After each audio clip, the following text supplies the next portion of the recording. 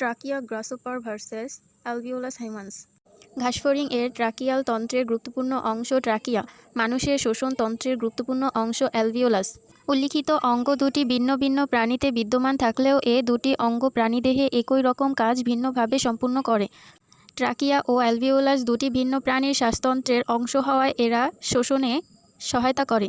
ঘাসফড়িং এর বক্ষ ও উদরীয় পেশির প্রসারণের ফলে দেহখণ্ডকগুলোর প্রসারণ ঘটে এবং ট্রাকিয়ার অভ্যন্তরের আয়তন বৃদ্ধি পায়।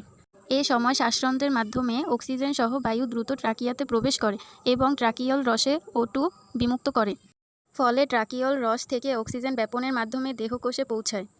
আবার নিঃশ্বাসের সময় ট্রাকিয়া সংকুচিত হয়, ফলে কার্বন ডাই অক্সাইড সমৃদ্ধ বায়ু শ্বাসরন্ধ্র দিয়ে দ্রুত বের হয়ে যায়।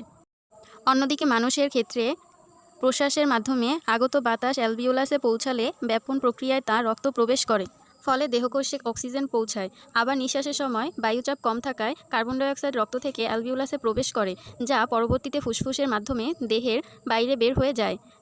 তাই বলা যায় দুটি অঙ্গ দুটি ভিন্ন প্রাণীতে একই কাজ ভিন্ন রূপে সম্পন্ন করে।